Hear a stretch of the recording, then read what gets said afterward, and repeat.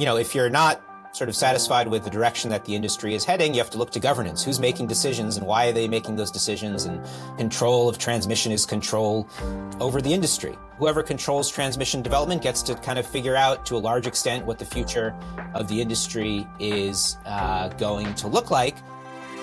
3 decades ago, FERC recommended implementing independent entities to manage regional power markets and system planning. The idea was to save money and introduce competition. The resulting 7 RTOs and ISOs have largely been successful.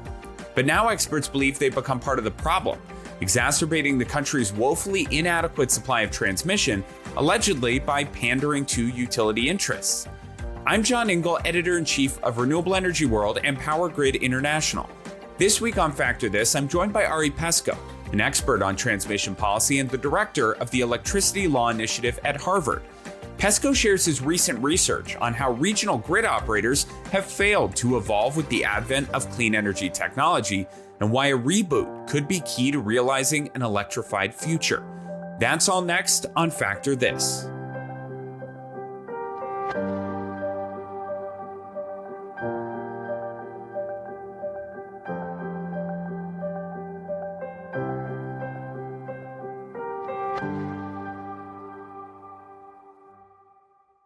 Ari Peskoe, thanks so much for joining me. It's great to see you. Thanks so much for having me. Yeah, of course. The reason for chatting with you today, you recently published a pretty fascinating paper titled Replacing the Utility Transmission Syndicate's Control Around the Role of Regional Transmission Operators. And I love the title because that definitely got me to click. So kudos to you there. And why you believe the current structure may be stifling innovation and progress on building out the additional regional transmission capacity we know we so desperately need to facilitate the energy transition. Before we dive into your research, your findings, can you help frame the conversation a bit by providing some background on what the original vision for RTOs and ISOs was and why they were established in the first place? Yeah, happy to start there. So about 30 years ago, Congress and the Federal Energy Regulatory Commission were trying to figure out how to bring more competition to the power industry, and in particular, how to get competition for power plant development and for power sales and to create competitive wholesale markets. And it was pretty clear at the time that the real stumbling block was transmission, that the utilities were vertically integrated, they owned their own power plants, and they also controlled transmission. They were using ownership of transmission to block development of competing power plants. And that was 30 years ago. Well, that's when people started thinking about it. I guess you say even 40 years ago. The formal policy was in 1996. FERC issues its open access orders, which basically set minimum standards for providing access to the transmission system for all parties to try to provide a level playing field. But FERC knew at the time that having utilities continue to operate the system, even under these rules, was going to be an imperfect solution. It's such a technical endeavor. There's so many ways that you can bias in favor of your own interests. And so FERC thought it would be a much better approach to encourage utilities to cede control to third-party entities that first it called independent system operators. Now we call them regional transmission organizations, or RTOs. But the fundamental role of the RTO was to operate the system independent of utility control and to do so for the purpose of opening up the system to competition. Well, and I make that comment earlier because the challenges that you laid out that, FERC aimed to address sound eerily similar to the challenges we face now as we're, diving headfirst into the energy transition. And before we parse out, the critiques of RTOs and how they could be better structured to facilitate innovation, has it worked? Like to a degree, have we fulfilled the vision of FERC? And is it better, the structure of the RTO ISO, better than the alternative, a la vertically integrated market like the Southeast? Yeah, so let's start with sort of the literal, like it actually does work. Like the lights turn on every day in PJM and ISO New England and the other RTOs. So, it's clearly demonstrated that we can have a non-utility entity, an entity that does not own the system, competently operate it and make sure it works and at reasonable cost and all that. So it certainly works. Now, the next part of the question is which is better. This is sort of an empirical question. You could try to do some sort of economic analysis, which is of course difficult, but folks have done it. I would refer folks to a study a couple years ago from Steve Sakala at Tufts, who tried to sort of do an analysis to show economically the bulk power system is operated more efficiently in the RTO regions, but those studies are quite complicated. I would argue sort of at a high level that the RTO control is superior to utility control for a few reasons. First, let's recognize this is basically the international standard for how power systems should be operate. We separate transmission from generation for the obvious reason that if you control both, you're going to favor generation, to benefit your own interests. So we should clearly separate those two. If we're concerned about innovation, we know that the traditional utility business model has really not been an engine for innovation. Monopolists are typically not thought of as innovators, and the utility business model itself of sort of cost of service rates with a regulated rate of return, is sort of encourages utilities to always be sort of looking backwards to make sure they can continue to recover for the investments they made decades ago. And then, we know that RTO systems provide a lot more information about prices, about transmission performance, and that information can be used by new entrants to figure out where new investments will be profitable. So that transparency, I think, is a huge advantage. We really just don't know much at all about how the utility-run systems are really operated. There's just not as much information about that, much less visibility. Yeah, and I appreciate your comment there on innovation and the business model doesn't necessarily facilitate that on the utility side. I think their devil's advocate argument would be we don't want to be first movers because our core responsibility is keeping the lights on and safety and reliability. And so that's typically the talking point. But, if the business model isn't there on the back end, you're certainly not going to be a first mover either. Yeah, just on that reliability point, clearly that's paramount. I think the RTOs certainly recognize that, and that's one criticism they get is that they're being too conservative as well. But that's always a talking point folks can go back on, and the utility industry certainly always does go back to that, whether it was Clean Air Act when that was first came into being, whether it was PURPA, whether it was generation competition and the unbundling of the industry. So, the advent of renewables, reliability is always the kind of talking point. So it's of course important, but let's put a big asterisk next to that because that's what we always hear time and time again whenever there's anything new. So we've laid the foundation here for why RTOs were established in the first place, and that in a sense it's worked and facilitated efficiency and growth, but where can we do better? And this is not a conversation to throw out the RTOs, but use that as a starting point to improve. So what did you highlight in your research that pointed to opportunities here? Yeah, so my research focuses on the governance of the RTO. How does it make decisions? What are the structures in place? Who's involved in those decision-making processes is what much of the article is about. And if you're not sort of satisfied with the direction that the industry is heading, you have to look to governance. Who's making decisions and why are they making those decisions, and who else ought to be making decisions? So we've seen, controversies come up recently in RTOs. A few years ago, the big controversy was capacity auctions and how those auctions should deal with state clean energy policies. And that was really a governance issue. Who should make this decision? Should the market design be informed by state policies, and how should those policies inform the market design? And we've gone sort of back and forth on that.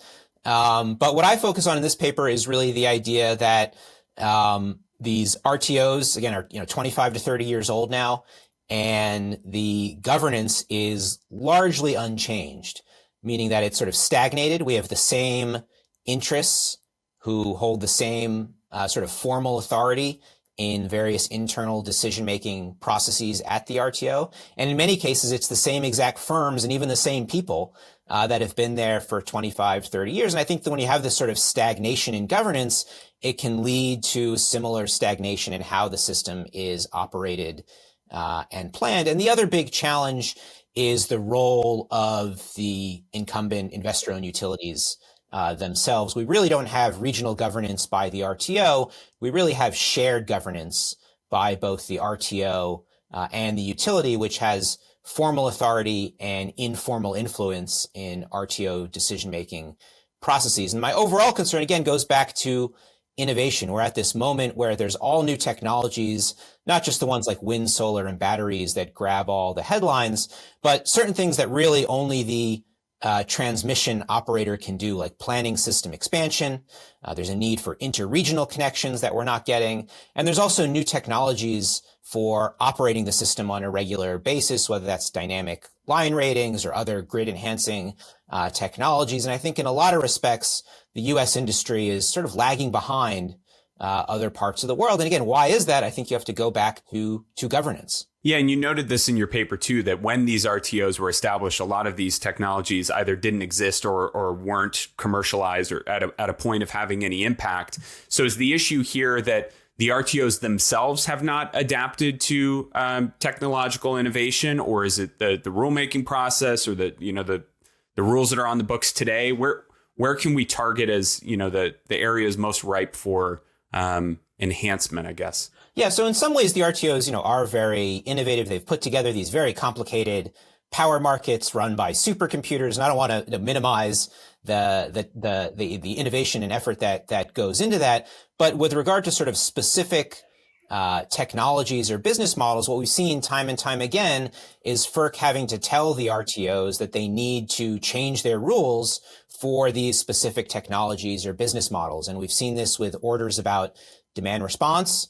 We've seen it for storage, and we've seen it about distributed energy resource aggregations, where the RTOs had to be told that they're sort of lagging behind on facilitating these technologies that really some of the incumbent firms don't want. Similar story on the sort of larger set of rules that apply to all utilities. We just had a rulemaking a couple years ago about ambient adjusted line ratings, which, there were a couple proceedings at FERC about this. The RTOs participated, and they all said, we recognize there's real value in, having some sort of ambient adjusted line rating or dynamic line ratings. And it's sort of critical to the whole pricing mechanism that RTOs use, where the price is supposed to reflect the real value that service is providing to the system. And you have to account for line ratings are sort of essential for getting that calculation correct. And they all know that. But they still just sort of defer to the interests of their utilities that generally wanted to keep things the way they were, which is in many markets static line ratings, or elsewhere sort of occasionally adjusted line ratings in ways that were not transparent. So again, these are things that we know how to do. We know they bring benefits. We can argue about the scale of those benefits, but we know that the benefits exist. But the utility industry simply has very little incentive in general to pursue that sort of innovation, and the RTOs were just deferring to the interests of their utilities. Yeah, and you alluded to FERC Order 2222 with the DER aggregation, and we're seeing how messy that process has been for the RTOs to figure out how to facilitate market participation for distributed energy resources, with some, submitting phase-in plans of I think 6 to 8 years or more in some cases. I saw a recent update from MISO on their 5th or 6th approach to trying to get something approved by FERC, and the timeline keeps getting longer and longer. So the speed of change is quite slow, even when there is that heavy-handed ruling from FERC that you need to adapt here. For that to take a decade is pretty amazing. So one of the crux of the paper that you wrote gets back to collaboration and independence and communication and what information we receive from utilities and RTOs in order to make sound decisions and investments and improve reliability. Do we have examples of RTOs that are operating in that fashion, in the the independent manner, and are collaborative and are sharing data that's valuable to stakeholders throughout the the value chain? Yeah, so you mentioned independence, so I think it's important to talk about that. That's sort of the core governance principle, is that the RTO makes decisions independently of any particular type of market participant. And the way that the RTOs meet that is by having an independent board that doesn't have, direct financial ties to market participants, to any RTO members, and by having, independent staff, right? The staff are not utility employees. They're employees of PJM or ISO New England or whatever. In terms of sort of like good examples, I mean, I think as a general matter, this is sort of the right structure. This independence from market participants is a good foundation for building the sort of platform of innovation that we want. But I think in general, yes, that's the right approach. There's a solid foundation from the existing RTOs, but the problem is there's just no opportunities, or rather, I should say, the incumbent firms have a lot of the benefits in these governance processes, either A, through the formal power like the utilities hold, or just the experience, knowledge of being part of that stakeholder process, of the sectors of the RTOs, which is how members are organized, being sort of designed around incumbent firms and really disfavoring the new technology providers. But I think really, where these controversies really come up are obviously the important issues. Like on the day-to-day issues, day-to-day operations, I think things pretty much run smoothly, but it's where you have sort of controversy where everybody then has an opinion is, if this isn't in my best interest, is the RTO sort of working for somebody else's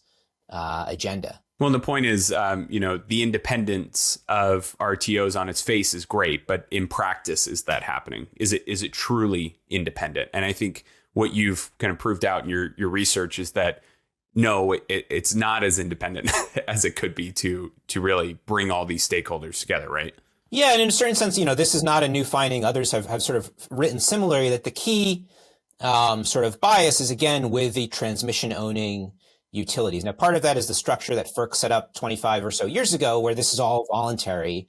And, the utilities routinely seem to tell the RTO management that, hey, if we don't like what's happening here, we're going to take our ball and go home. I think in some parts of the country, that threat is more realistic than in others, but that's sort of a card that the utilities get to play. And then in another sense, utilities do hold formal power. So a big issue, for example, in transmission is cost allocation.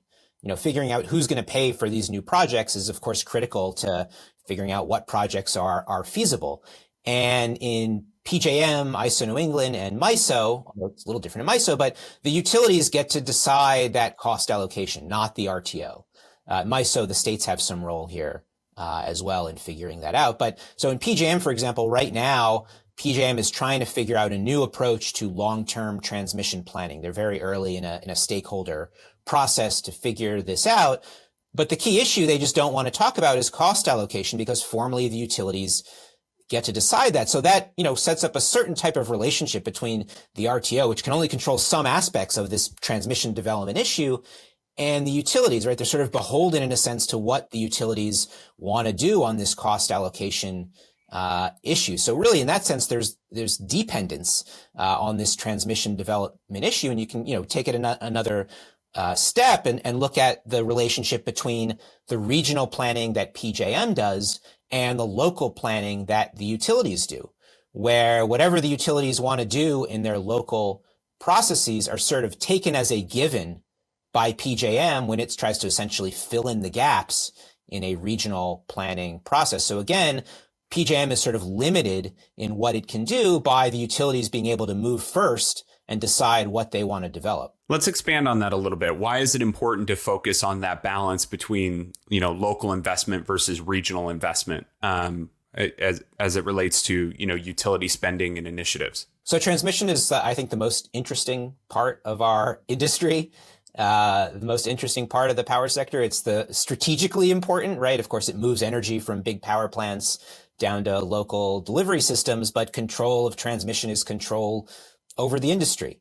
What PJM does on a daily basis, on a moment by moment basis, is figure out which power plants get to operate. Right? That's pretty important for developing the future of the industry. And when you think about sort of where our network's going to go in the future, that's going to determine the mix of resources that are going to power the system. If we keep the networks as they are, stagnation, that's going to keep the power sources as they are. I don't think it's too much more complicated than that. So this is really, whoever controls transmission development gets to kind of figure out to a large extent what the future of the industry is going to look like. And if you're interested in clean energy, then you probably want more large scale projects, regional projects within a particular RTO or non-RTO region, as well as connections between those regions, which are going to be critical for connecting new resources and also keeping the system in balance, allowing one region to export cheap clean energy when it's producing too much, and being able to import when it doesn't have enough. It's just going to be critical for making the whole system work with more wind and solar. And we're not getting that sort of development. The industry continues to spend more and more on transmission capital expenses each year, but a lot of that is going into local projects, much of which is just rebuilding last century's network. So we have a complaint right now before FERC from consumer advocates in Ohio who say, look, the past few years, the Ohio utilities have spent $6 billion on basically rebuilding last century's transmission system, and there's no oversight. And we don't know what, if we're getting sort of any sort of bang for our buck here from a consumer perspective. And so we really prefer for PJM to have a larger role because they sort of have a bigger regional view. They can find efficiencies, and the regional process has a way of trying to root out bad projects because there's just greater sunshine and greater oversight and more scrutiny. And so we like the idea of having more regional planning and less local utility control. And to me, that's the approach. We want more independence, less sort of self-interest in the system, particularly in transmission, because it's just so important to the future of our power system. So then why do utilities tend to gravitate toward the local investment over the regional investment? What is the risk benefit analysis that they're doing in terms of what they have to share with others and what they have to get approval for and so on? Yeah, I mean, it's mostly about control. It's a little bit about permitting as well. The utility gets to decide in its local process. It's not run by the RTO, it's run by the utility. So whether you're in an RTO or not, the utility gets to decide what it's going to build. And in general, there's very little oversight from FERC or from states on these projects. FERC had a technical conference about this a year ago, and that was really a key theme, is that the states had hoped that the RTOs would kind of take the lead, and the RTOs have really been letting the utilities do what they want. That's something that was sort of bargained for between the utilities and the RTOs when they formed the RTOs 25 plus years ago. And so the utilities, and they are in the same rate of return, whether it's a regional project, interregional project, or a local project. So from their perspective, it's sort of easy money. And of course, a lot of times they're rebuilding older projects, which is the permitting risk is a lot lower as well as compared to a new greenfield project. So they're certainly easier to execute. And they're often just as profitable, if not more profitable, because of the timeline to sort of deploying that capital quickly, than larger scale projects. So, a lot of utility regulation is really just about the incentives, getting the incentives right. And right now, the incentives are telling utilities that they should favor local investments. And so that's what we're seeing in many parts of the country. So I think part of the answer is figuring out sort of permitting, making it somewhat easier to build these larger projects. But a lot of it is just the incentives that are really regulated by FERC. Well, and when building transmission at the regional level, the utility has to cede a level of control to the RTO, right? So they have to bring another cook into the kitchen, whereas with local investments, they don't have to, and they can be 100% in charge of that decision, right? Am I understanding that right? Exactly right. And there's, most RTOs, I believe, sort of monitor project development. There's sort of regular reporting on how much money is being spent on the project. And in some cases, This often happens before development starts in a big way, but the RTO can then cancel the project. If there's subsequent developments, natural gas prices change, the congestion on the system changes, whatever it is, the RTO can relook at the project and say, actually, we thought we were going to move forward, but we're not going to. And so that can really be, lost opportunity for the utility. And also, again, this goes back to this cost allocation issue. When it's a local project that the utility is building, they capture the profits. When it's a regional project, it may be built by either another utility or potentially a competitive developer, as many projects have to be done through competitive processes. And so that's just a cost with no profit opportunity for the utility. And of course, the other issue for utilities that own generation, which again is a real public policy failure in this country, that we still have utilities owning generation, they might build transmission in a way to protect their own existing assets, or to provide opportunities for their own construction to the detriment of competition. So again, this idea of having the utility being in control, like they are outside of the RTO, of all of these planning and operational decisions is really just an attractive nuisance for vertical market power, that the utility uses its control of transmission to benefit its own generation. And that could transition us to talk about what's going on in the Southeast with SEAM. And I don't think we have time to break that down. But your critique of owning generation, transmission, and distribution is very much on display in the Southeast market. You mentioned that RTOs and utilities agreed at the outset of the formation of RTOs to not have the RTO get involved as much in local system planning. Is that something that was more of a handshake agreement, or do RTOs actually have authority if they wanted to exercise it to get more ingrained in that process as well? Yeah, so this issue is being litigated right now in PJM. There was an effort in PJM a few years ago. Well, let me say one thing that's a little bit special about PJM. They have two main. There are a lot of things special about PJM. Right. This is just one of the special things. Some of their rules are in the operating agreement. Some of the rules are in the transmission tariff. We haven't really gotten in yet to a key aspect of governance, which is called filing rights, which is who has authority to propose rule changes to FERC. This is really important. Even though sort of the buck stops with FERC, often FERC will approve what the RTO wants, and whoever has the ability to go to FERC gets to really decide, A, is there going to be a rule change at all, which is a pretty important decision-making power. And then if there is going to be, they get to decide what that rule change might be if it's approved by FERC. And in most RTOs, most of the filing authority is with the RTO board. In PJM, the operating agreement is controlled by a committee made up of all the members who vote based on sectors. And there's 5 sectors based on sort of industry classification, generation, transmission, et cetera. But what the members wanted to do, and what they did vote on doing, was giving PJM more control over regional planning. And what they were going to do, what they proposed to do to FERC, is basically say what the utilities are doing is largely rebuilding last century's network.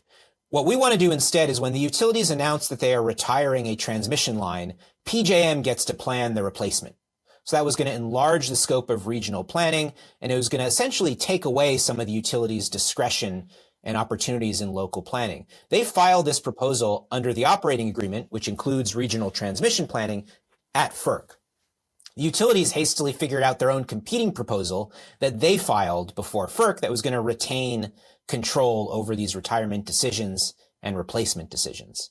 Now, FERC ultimately sided with the utilities, and interestingly, PJM sided with the utilities, not with its other members, even though their proposal would have given PJM itself more authority, more discretion, more control. So anyway, the FERC's order approving the utilities and rejecting the members is in front of the DC circuit.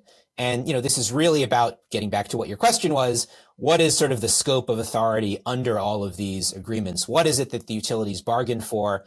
Did they bargain for this? And what is it that the members agreed to? But all this goes back to these negotiations between the utility created RTO and the utilities themselves, right? So it was sort of technically a two-sided negotiation, but the utilities in a sense were sort of embedded on the RTO side because the RTO was sort of beholden to the utilities for its very creation. Yeah, the PJM example is really interesting as they choose not to pursue their own self-interest, which is not something we see very often in the market or humanity in general. So that's an interesting way of painting the picture here. So FERC is in the midst of a rulemaking process for regional transmission planning, and we're expecting a ruling to come out early next year. How does all of this factor into that conversation? I know you won't have insight into, what that ruling will look like, but how do we boil it all down into what's next? So there's, a lot of overlap between governance and transmission planning. We've already talked about a lot of it. It's important to mention, I think, that, when FERC required regional planning as part of what it calls Order Number 1000 back in 2011, the RTOs were largely already doing regional planning. They had to make some important tweaks to their processes, including allowing competition. But the non-RTO regions had not necessarily been doing it in a formal way. But since Order Number 1000 went into effect and FERC required regional planning, the non-RTO regions have developed 0 projects. So, to me, that this sort of highlights the importance of independent governance. Because where we don't have it, we don't get anything. We get the utilities doing what they want to do because it's not necessarily advantageous for their financial and strategic interests to collaborate on regional projects. They'd each prefer to do their own thing within their larger holding company structures, like Southern Company, which is across, 3 states, and Duke, which owns North Carolina, and, Pacific Corp, which is, I think, in like 6 states in the West. So they just want to do things on their own without having to sort of worry about cost allocation with their neighboring utilities or worrying about competitive transmission development. It's easier. It's safer. Exactly. And so, when FERC is thinking about how do we improve regional planning, there's this foundational question of, is there anything FERC can do to push utilities that are outside of RTOs to actually do anything at all? And so that's the first question. Then the second question is what to do about the RTOs. We've seen sort of different results across different RTOs where we have single state RTOs like New York and California. The state policy can sort of directly feed into the transmission planning. And we've seen a lot of development there. In MISO, they've recently, finalized this first tranche of this long-range transmission plan, and that's really promising, I think. Like a dozen or so projects, right? And that was something that was lauded as being much more collaborative and engaging for, stakeholders across the spectrum, right? Yeah, I mean, I think they definitely found the secret sauce in MISO. I think part of it was a really long-term effort with the states and with other stakeholders to kind of figure out what actually is the goal? What are we trying to plan here? What's our long-term future? Which is not an exercise that necessarily other regions have done. ISO New England has done it just now. They announced they released this 2050 document to try to start that vision process. So that's really an important step. PJM has not done that yet, as far as I'm aware. So I think, that may be a foundational piece of how we sort of get more transmission planning at moving forward at a regional level. But then another piece of this is looking at the local planning process. And FERC has looked at that in that same rulemaking and also as a separate docket about all the things that it might do to improve oversight of local planning.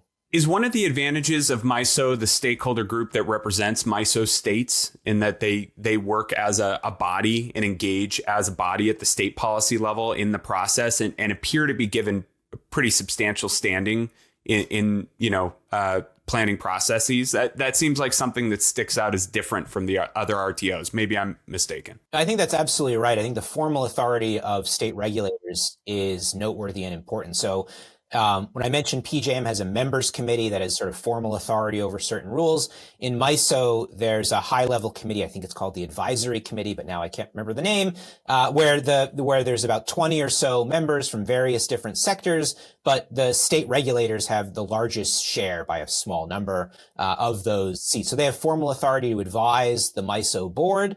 And they also have formal authority to actually change regional cost allocation, which is really important for transmission development. I think state involvement in the planning process was critical.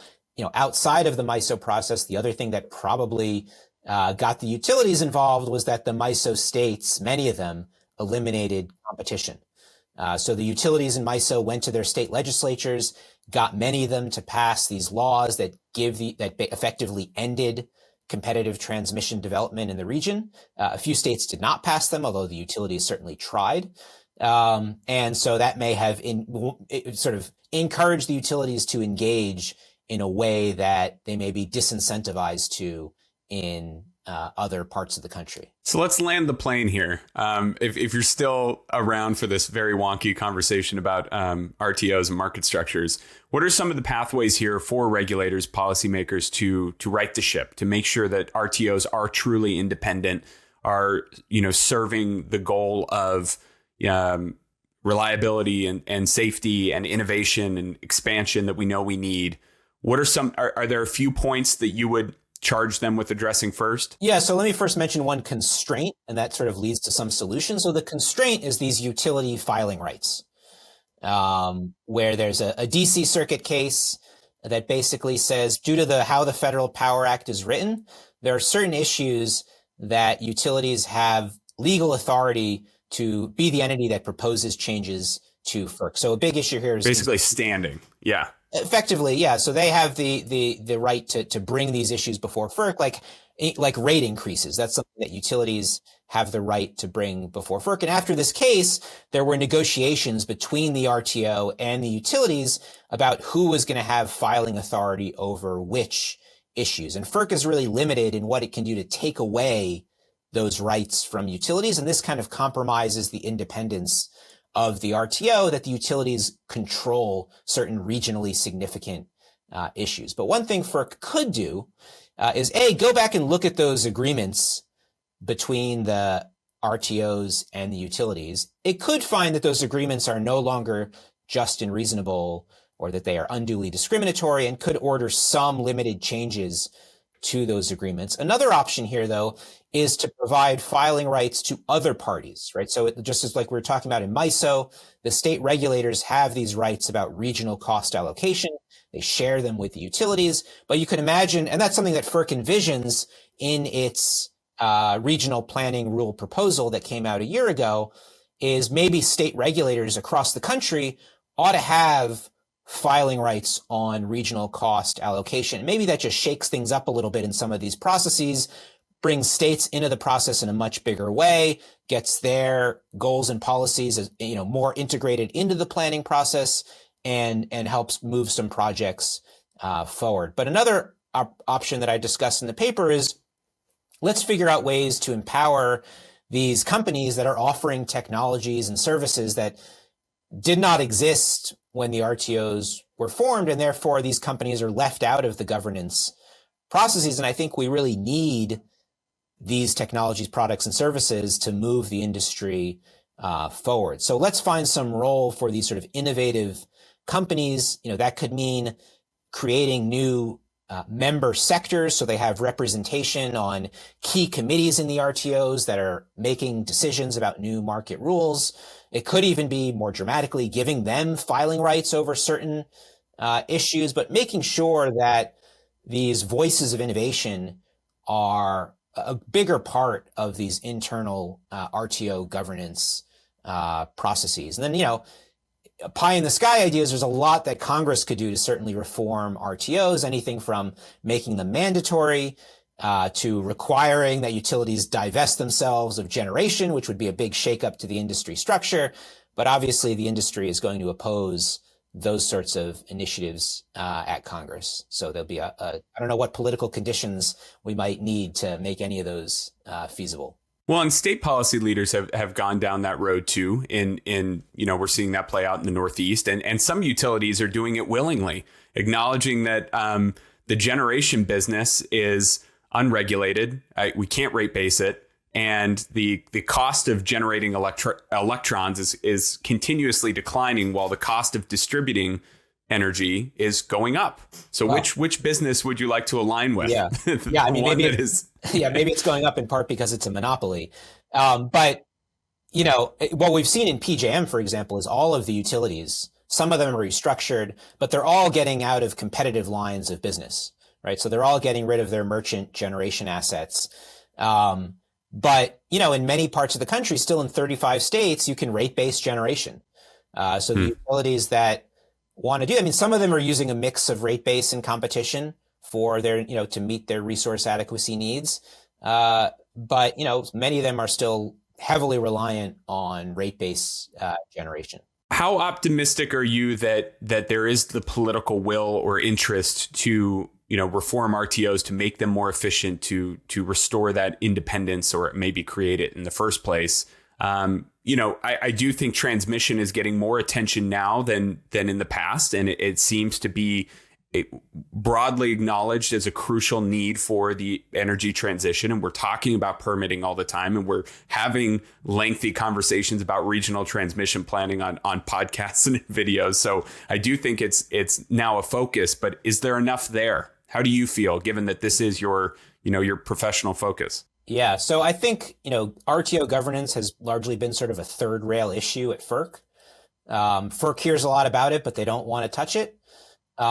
I would say apart from, even if you don't care about the energy transition for some reason, I think this is an important issue. I think there's a certain techno-pessimism that is sort of dominating certain viewpoints in the industry, and I think that's really dangerous.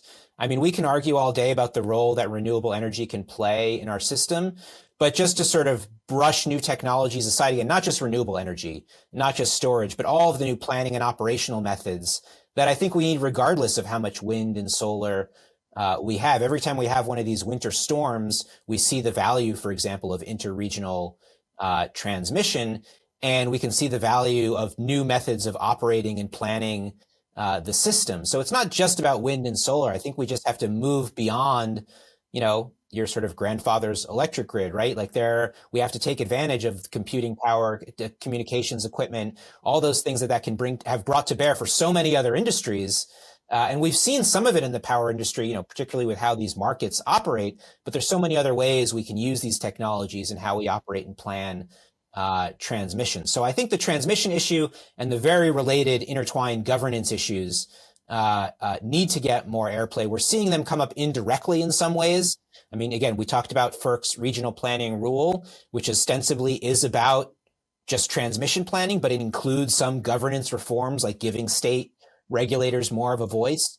So hopefully we'll get more direct about some of these governance challenges. In Congress, for example, we've seen the Big Wires Act proposed by Senator Hickenlooper a few months ago, which basically would be a mandate for interregional transmission. Again, that's explicitly about transmission, but the implication is the governance here is not working because it's not leading to the interregional transmission that the senator thinks we need. Because that could happen on its own. Like it wouldn't necessarily require congressional effort. Is that the point? Well, my point is that, certainly the industry could build interregional transmission. There's no reason it can't, but it's because of governance that it's not. So by mandating it, you're effectively saying we don't trust the governance of this industry. It's not leading to this result that we think is in the public interest. And so we're just going to mandate the result. But that's, again, getting back to what we said earlier, that's what FERC's approach has been for the past 20 years. You're not doing it on storage. You're not doing it on DERs. So we're not going to touch governance that is leading to all of these results we don't like. We're going to go on a technology by technology, business model by business model basis. And at some point, I think you kind of run out of steam with that model and you got to attack the core issue, which is governance. You mentioned, can't be thinking about this like your grandfather's electric grid anymore. I would argue it's the great grandfather's electric grid at this point too. So Ari Peskoe, thanks so much for joining me. I appreciate it. All right. Appreciate the conversation. Thanks so much.